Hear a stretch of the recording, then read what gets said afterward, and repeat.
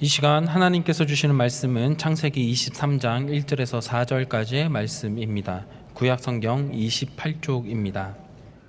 사라가 127세를 살았으니 이것이 곧 사라가 누린 횟수라.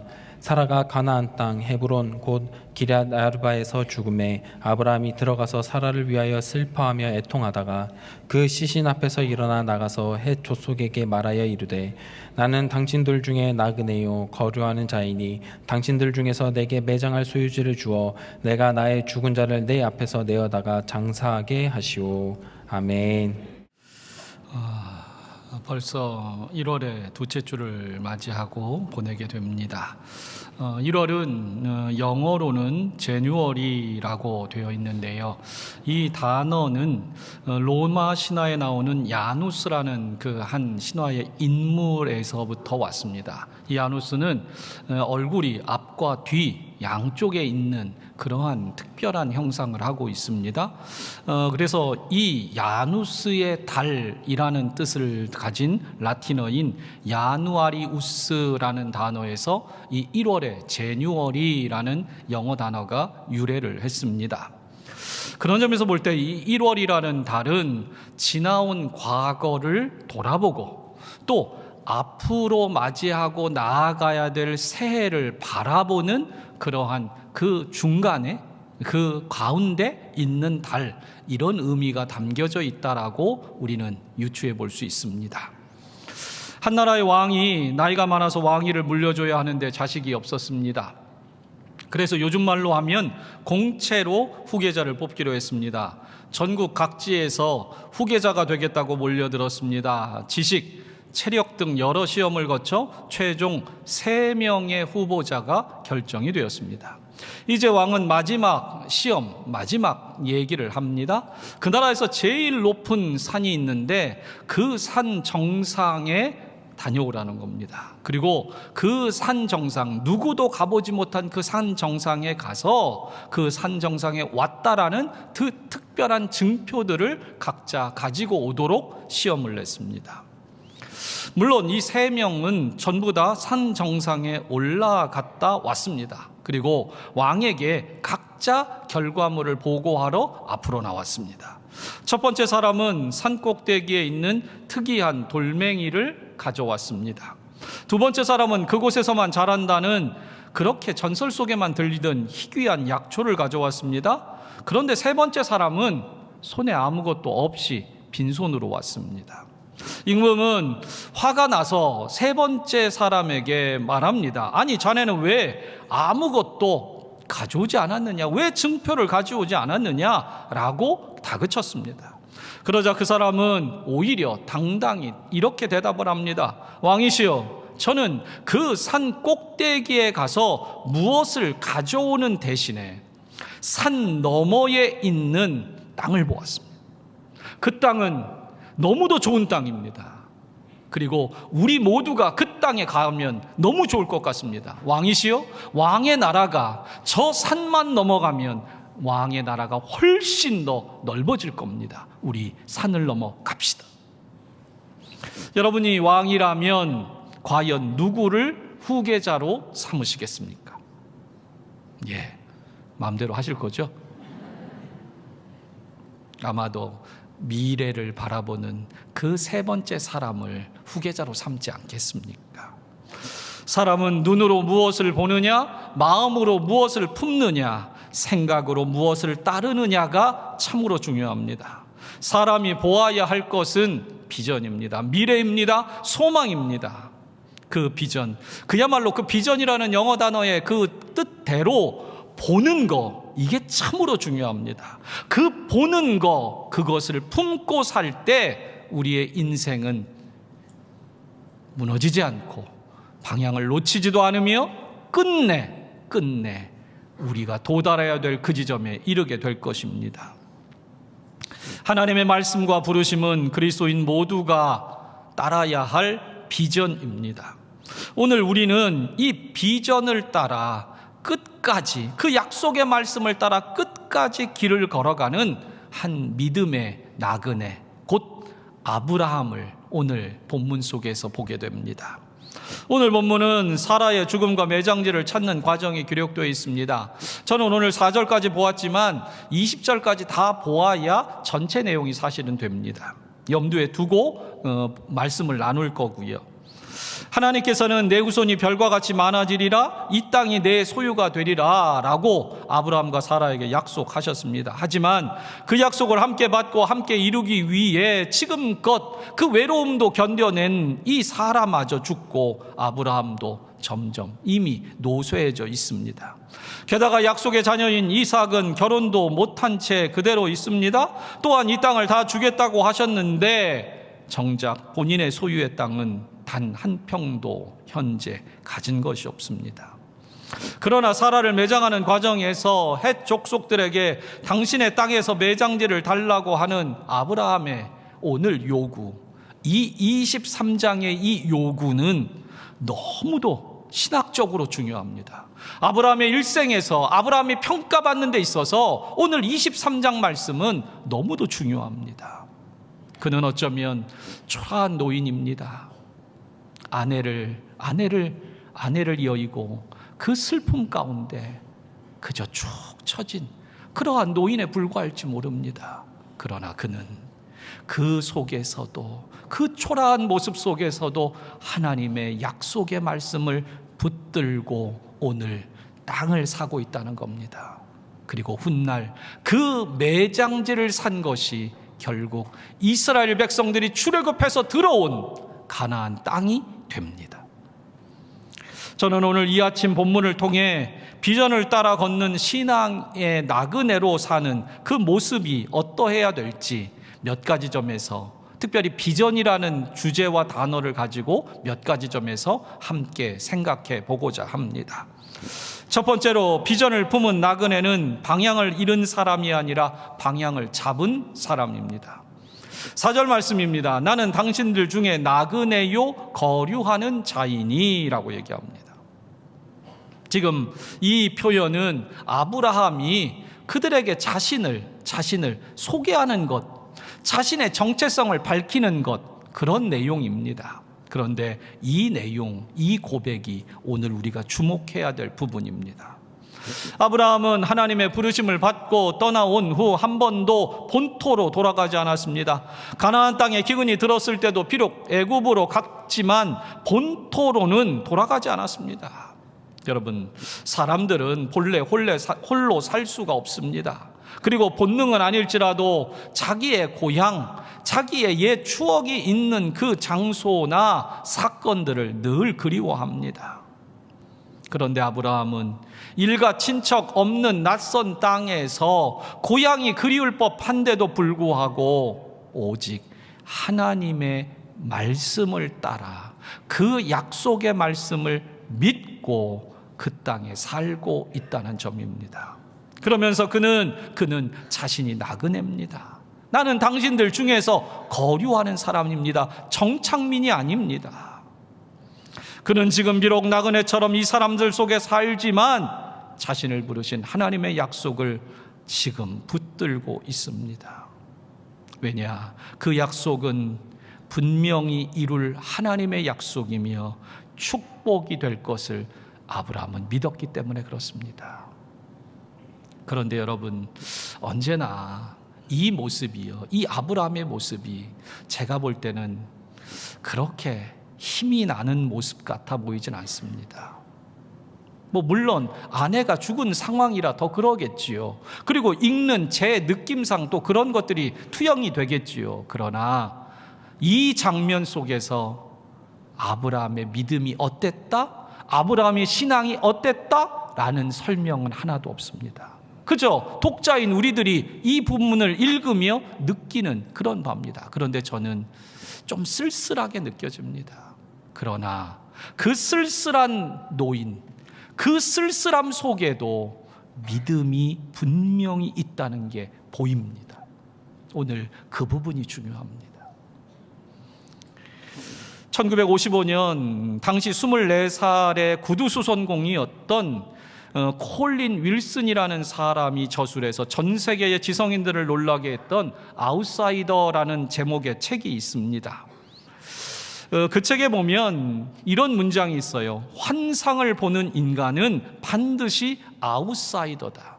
제가 원전을 읽진 않았기 때문에 이 환상이라는 단어를 뭘로 표현했는지 모르겠습니다. 그러나 오늘 저는 본문으로 적용할 때 이 환상은 비전이라고 그렇게 대체할 수 있을 것 같습니다. 그리고 그는 그 환상을, 비전을 보는 인간은 반드시 아웃사이더다라고 규정을 하면서 더불어 아웃사이더는 필연적으로 다수에 속하지 않는다는 것을 강조합니다. 그는 책에서 꿈을 꾸며 자아를 실현하려고 하는 모든 사람은, 그렇게 끊임없이 자기 발전을 추구하는 사람은 아웃사이더일 수밖에 없다라고 규정을 합니다. 그런 관점에서 본다면 오늘 그리스도인은 본래적으로 아웃사이더일 수밖에 없습니다. 왜냐하면 그리스도인은 이 세상에 살지만 이 세상에 속할 수 없기 때문입니다. 또한 이 세상이 전부가 아니라는 것을 알기에 그 천국의 소망을 바라보며 살고 있기 때문에 그렇습니다. 콜린 윌슨은 이 책에서 반면에 이 세상에 또 다른 부류가 있는데 그것은 아웃사이더의 반대 개념입니다. 그 반대는 그야말로 인사이더입니다. 인사이더. 그들은 이 세상이 자신의 본향이라고 생각하기 때문에 이 세상의 조직이나 가치나 권력이 무너지는 것을 원치 않습니다. 오로지 이 세상에 기반한 모든 것들이 계속해서 유지되기를 바랄 뿐입니다. 그래서 이 세상에서 무엇인가를 이루고 채우고 모으고 쌓으려고만 혈안이 되어 있습니다. 그리고 그런 것들로만 평가받습니다. 그래서 인사이더는 돈이 인생의 목적이 되고 성공이 삶의 의미가 되며 이 세상에서 내가 어떤 위치에서 무엇을, 어떤 권력을 가지고 있느냐, 어떤 힘을 있느냐, 그것에만 치중할 뿐입니다. 그러나 그리스도인은, 비전을 품고 사는 그리스도인은 이 세상이 전부라는 걸 알고 있습니다. 그러므로 이 세상의 소유가 아니라 천국을 소유한 기쁨으로 나그네로, 거류자로 살아가기를 작정하는 겁니다. 오늘 4절을 꼭 주목해야 됩니다. 오늘 4절에서 우리가 무엇보다 주목할 것은 아브라함 자신이 내가 어떤 존재인지를 잊지 않고 있는 고백이라는 점입니다. 햇사람들로부터 충분한 신뢰와 우정을 나누고 있는 내용이 6절에 나옵니다. 당신은 우리 중에서 지도자입니다. 인정받는 하나님의 사람입니다라고 그렇게 평가를 받습니다. 하지만 그럼에도 불구하고 아무리 가깝고 아무리 호의적인 상대를 대하고 아무리 좋은 관계를 유지하고 산다 할지라도 아브라함은 나는 나그네입니다. 당신들 중에 여전히 순례자고 나그네입니다라고 고백하고 있다는 점입니다. 사랑하는 성도 여러분, 오늘 비전을 품고 사는 우리 그리스도인들은 먼저 나의 정체성, 내가 어떤 존재인지, 내가 이 세상에서 어떠한 그러한 존재로 살아야 될지를 잊으면 안 됩니다. 닐 앤더슨이라는 상담가는 이렇게 말했습니다. 그리스도 안에 있는 나의 신분을 잊는 것은 그리스도를 잊는 것이다. 여러분, 우리가 그리스도 안에서 있는 존재라는 것, 내가 그리스도 안에서 하나님의 자녀가 되었다는 이걸 잊어버리면 그리스도를 잊는 거라는 거예요. 여러분, 우리는 세상에 살아가지만 하나님 나라의 백성입니다. 하나님 나라의 시민입니다. 본향을 향하는, 본토가 아니라 본향을 향하는 나그네, 순례자라는 것을 잊으면 안 됩니다. 그러므로 우리는 이 세상을 살되 소유가 아니라 존재로, 성공이 아니라 성령으로, 보이는 것이 아니라 보이지 않는 천국과 하나님의 나라와 의의를 추구하며 살아야만 합니다. 사랑하는 성도 여러분, 이 아침에 꼭 기억하십시오. 내가 이 한 해를 어떤 존재로 살 것인가? 나는 이 세상에 살지만, 이 세상 사람들과 얼마든지 교류하고 살지만 나의 정체성은 천국의 나그네입니다. 복음의 순례자입니다. 하나님 나라를 향해 가는 그런 믿음의 사람입니다. 오늘 그 믿음, 그 천국을 향하여 천국을 바라보고 있는 나그네이기에 방향을 잃지 않고 방향을 잡고 가는 사람이라는 거, 이거 놓치지 말아야 합니다. 두 번째로 비전의 사람은 처음을 사는 삶이지 추억을 사는 삶이 아니라는 점입니다. 아브라함은 아직 아무것도 성취된 것이 없음에도 믿음으로 약속을 바라보고 매장지를 이 막벨라 굴로 정하는 내용이 오늘 뒷부분에, 읽지 않은 뒷부분에 나옵니다. 19절에 보면 이렇게 기록합니다. 그 후에 아브라함이 그 아내 사라를 가나안 땅 마므레 앞 막벨라 밭굴에 장사하였더라. 마므레는 곧 헤브론이라.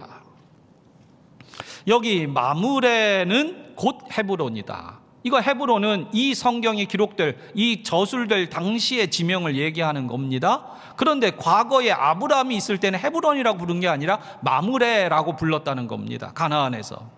그런데 이 마므레라는 장소를 우리가 다시 한번 좀 추적해 봐야 됩니다. 이곳이 어떤 곳이냐? 이곳은 창세기 13장에 보면 아브라함과 조카 롯이 이제 헤어지는 장면입니다. 이제 이 땅에, 가나안 땅에 도착해서 롯이 같이 안 살고 다른 데 가겠다는 거예요. 그래서 눈에 보기에 좋은 땅인 소돔성이 있는 땅을 선택합니다. 그리고 나서 아브라함은 동서남북 다녀서 땅으로 밟는 땅을 주시겠다는 하나님의 약속의 말씀을 듣습니다. 그리하여 하나님께서 주시겠다고, 네가 그 땅을 발로 밟으면 주시겠다고 했던 그 땅, 처음 걸어보고 밟아보고 바라보았던 땅이 바로 마므레입니다. 창세기 13장 17절과 18절엔 이렇게 기록합니다. 너는 일어나 그 땅을 종과 행으로 두루 다녀보라. 내가 그것을 내게 주리라. 18절에 이에 아브라함이 장막을 옮겨 헤브론에 있는 마므레 상수리 수풀에 이르러 거주하며 거기서 여호와를 위하여 제단을 쌓았더라.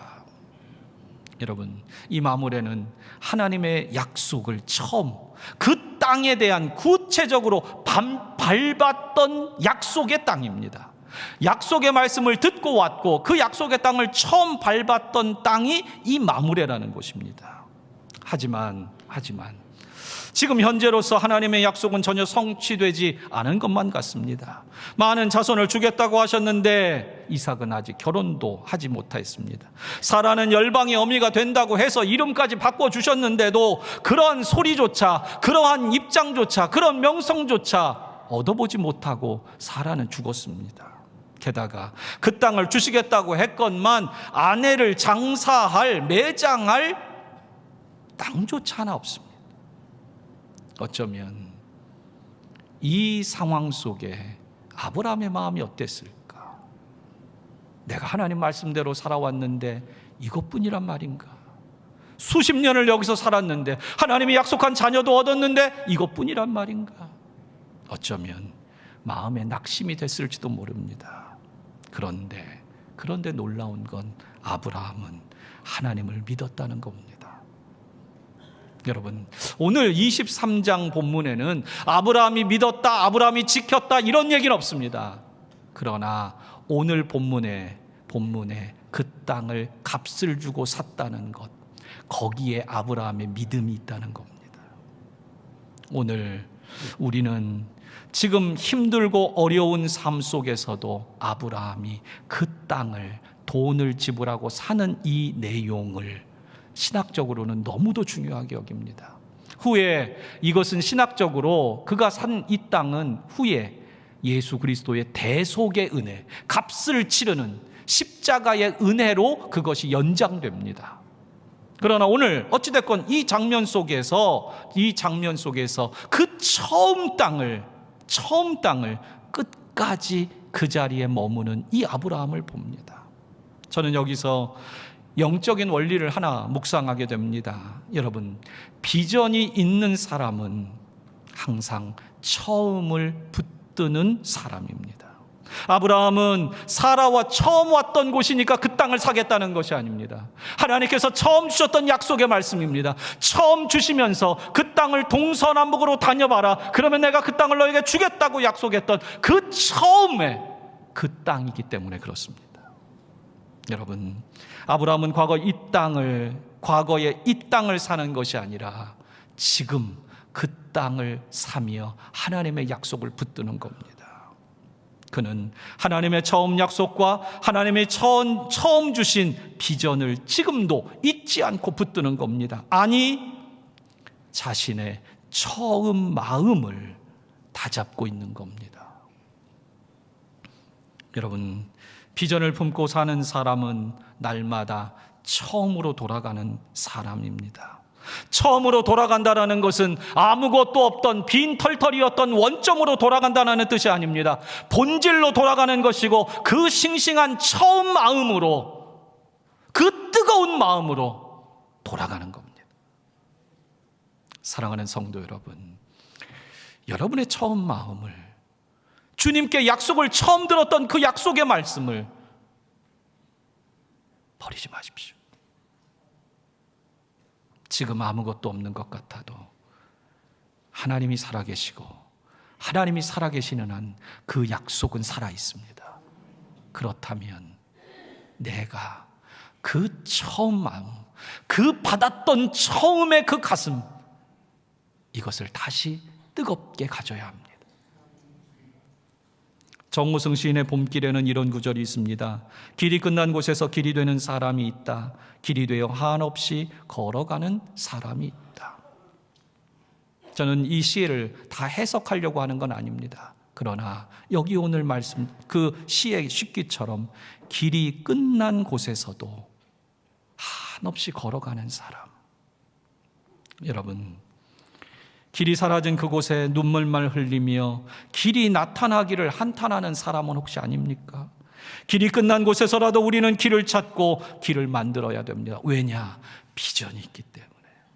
여러분, 길만 보고 가는 사람은, 땅 위에 있는 길만 보고 가는 사람은 길이 사라지면 낙심하고 주저앉을 겁니다. 그러나 비전을 보고 가는 사람은, 하나님의 약속의 말씀을 믿고 가는 사람은 길이 사라져도 길을 만들어 갑니다. 산이 앞을 막아도 산을 넘어서라도 가고, 강이 앞을 막아도 새로운 하나님의 길들을 찾으며 그 길을 넘어갈 겁니다. 여러분, 비전을 품고 사는 사람은 언제나 그 처음, 그 일이 이룰 것에 대한 처음의 확신을 가지고 살아가는 겁니다. 여러분, 비전이 있기 때문에 혹여라도 지금 여러분들이 당한 그 모든 삶 속에 길이 끊어진 것처럼 보여도 비전을 가진 여러분, 하나님의 자녀된 여러분, 하나님의 약속을 받은 여러분, 낙심하지 말고 다시 눈을 들어 비전을 향해 길을 만들어 가십시오. 오늘도 비전의 날개를 잠시 접을 수는 있어도 비전의 날개를 완전히 꺾지는 마십시오. 세 번째로, 비전은 값을 치러야 내 것이 된다는 점입니다. 성경학자들은 이 창세기 23장을 굉장히 중요하게 봅니다. 물론 아브라함이 자녀를 얻게 되는 그 장면도 얼마든지 우리에게 중요하지요. 그런데 이 23장이 굉장히 중요하다고 보는 신학적인 이유가 있습니다. 그건 뭐냐? 하나님의 약속의 성취를 위해 이 아브라함이 기꺼이 대가를 지불했다는 겁니다. 그리고 그 결정적인 이유가 뭐냐? 계기가 뭐냐? 아브라함이 땅의 값을 치렀다는 것. 이것이 이 내용, 이 사건을 중요하게 만든 이유가 됩니다. 아브라함이 땅이 필요하다고 하니까 그 땅 주인, 그 해족속들이죠, 그것을 주겠다고 합니다. 뒤에 나오는 얘기지만 에브론이라는 인물이 그 땅의 소유주였던 것 같아요. 그가 그냥 쓰라고 합니다. 돈 안 받을 테니까 당신 그냥 마음대로 하시라고, 매장지 하시라고. 그런데 아브라함은 끝내 그 땅의 값을 은 400세겔을 쳐서 줍니다. 성경학자들의 설명에 따르면, 특별히 사마라는 성경학자는 이렇게 기록합니다. 당시 무상으로 부동산을 준 경우에는 후손이 요구하면 반드시 돌려줘야 합니다. 하지만 값을 단 얼마라도 쳐주었다면 결코 소유권을 후손들이 주장할 수 없습니다. 이게 그 당시의 법이었다는 거예요. 여러분, 아브라함은요, 그 땅을 거저주겠다고 하면 그냥 받을 것 같아요, 저 같으면. 그런데 모르겠어요, 어떤 이유에서인지. 그런데 아브라함은 은 400세겔을 주고 그 땅을 삽니다. 아마 이런 법칙들을 알았겠죠. 왜냐? 자기 아내를 매장하기 때문에 갑자기 누가 달라고 하면 자기 아내 어떻게 해요? 예. 그리고 그 당시에 풍습상 한 번 매장제가 정하면 거의 가족묘입니다. 가족묘. 예. 그렇다면 자기도 이제 곧 죽을 거고, 그러면 그 자리에 갑자기 사라지면 안 되니까 아마 그런 이유, 합리적인 추론이 가능하겠죠. 그러나 어찌되었건 어떤 내용에서건 아브라함이 값을 치렀다라는 것이 너무 중요합니다. 앞에서도 얘기했지만 이 값을 치른 것은 예수 그리스도의 대속의 은혜, 그 대속하는 값을 치르는 것과 분명히 신학적으로 맥락을 같이 합니다. 그런데 여러분, 여기 이 치른 것이 훗날 어떻게 되느냐, 이 땅이 누구 땅이 되고 무엇이 되느냐, 이스라엘 백성들이 가나안 땅에 들어와서 자기 땅이라고 요구할 수 있는 권리가 생긴 겁니다. 아브라함이 그 땅을 샀거든요. 그러니 그 아브라함의 후손들이 와서 그 땅을 내 땅이라고 요구할 수 있는 근거가 됐고, 하나님은 그것을 믿음으로 보시고 그 땅을 이스라엘 백성들에게 주셨다는 겁니다. 여러분, 오늘 여기서 우리는 생각해야 합니다. 오늘도 비전에는 반드시 값이 매겨져 있습니다. 값을 치르지 않으면 그 하나님의 약속과 비전은 결코 성취되지 않아요. 사람들은 하나님의 약속과 축복이 그래, 그 말씀대로 언젠가 이루어질 거야. 그러나 하나님의 약속의 말씀은 우리의 믿음과 우리의 구체적인 삶의 땀방울과 핏방울을 요구한다는 점을 잊으면 안 됩니다. 여러분, 예수 믿는 건 마음으로 믿어 의에 이릅니다. 그러나 우리가 사람들 앞에서 고백할 때에만, 시인할 때에만 그 믿음이 빛나는 거예요. 그래서 우리의 삶이 너무도 소중해요. 여러분, 비전에는 반드시 값을 치러야 합니다. 남의 것으로 치르는 것이 아니라 나의 것, 내 시간과 내 눈물과 내 헌신이 필요합니다. 미국의 어느 교회에서 주일날 목사님이 설교를 했습니다. 그날 아마 부흥에 대한 주제로 설교를 하신 것 같아요. 그러면서 목사님이 설교 중에 뜨겁게 말씀을 외칩니다. 오늘날 교회는 주저앉아 있습니다. 교회는 이제 일어나 걷기 시작해야 합니다. 그러자 성도들이 적극적으로 응답합니다. 아멘, 맞습니다, 맞습니다. 걸어야 합니다. 목사님이 계속 설교합니다. 걷는 것 가지고는 여러분 부족합니다. 교회는 뛰어야 합니다. 그러자 성도들이 또 응답합니다. 맞습니다. 우리 뛰읍시다, 뛰읍시다. 목사님은 계속해서 강조하기를 이어갑니다. 우리는 전 세계 복음을 전하기 위해 이제 교회는 힘있게 날아야 합니다. 그러자 성도들이 더 열심으로 응답합니다. 그렇습니다. 교회는 날아야 합니다. 우리 나릅시다, 나릅시다. 그리고 목사님이 그 끝에 비장한 눈빛으로 이제 더 힘을 주어 한마디를 차분히 말합니다. 그런데 여러분, 우리가 그렇게 선교하는 교회, 하나님의 복음을 증거하는 교회로 날아오르기 위해서는 우리의 헌신과 헌금이 필요합니다. 여러분, 헌신합시다, 헌금합시다. 그랬더니 갑자기 모든 성도들이 어떻게 돼요? 조용하더랍니다. 그런데 이쪽 구석인지 저쪽 구석인지 모르는데 한쪽 예배당의 한쪽 구석에서 어떤 한 사람이 그 조용한 중에 혼잣말을 하는 게 들리더랍니다. 그냥 걸읍시다, 그냥 걸읍시다.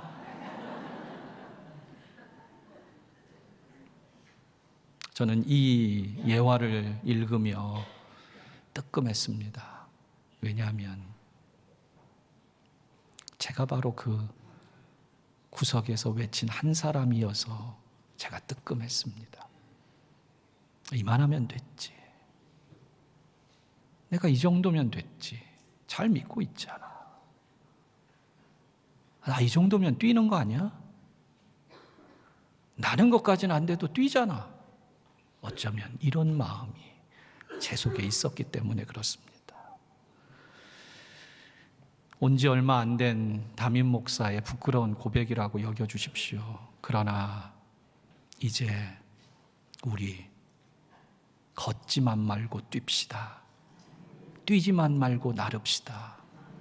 그리고 그렇게 날아오르는 교회가 되기 위하여 나의 눈물과 피와 기도와 헌신과 드림이 필요합니다. 말씀을 맺겠습니다. 비전의 사람으로 살기 위해 우리는 오늘도 하늘을 봐야 합니다. 여러분, 하늘에 별똥별이 화려하게 떨어집니다. 혹시 별똥별을 보신 분이 있나요? 저는 못 봤습니다. 앞으로도 그거를 보려고 애쓰는 사람은 아닙니다. 여러분, 별똥별이 화려하게 우리의 눈을 사로잡으며 떨어지지만 그 별똥별은 누군가 인생의 방향이 될 수는 없습니다. 그러나 하늘에 북극성이라는 별이 떠 있습니다. 우리가 화려하게 보이지 않아요. 우리가 볼 때 화려하다고 말하지 않아요. 그런데 그 북극성은 바라보기만 하면 나의 방향을 찾아간답니다. 여러분은 무엇을 바라보고 계십니까? 무엇을 비전으로 삼고 계십니까?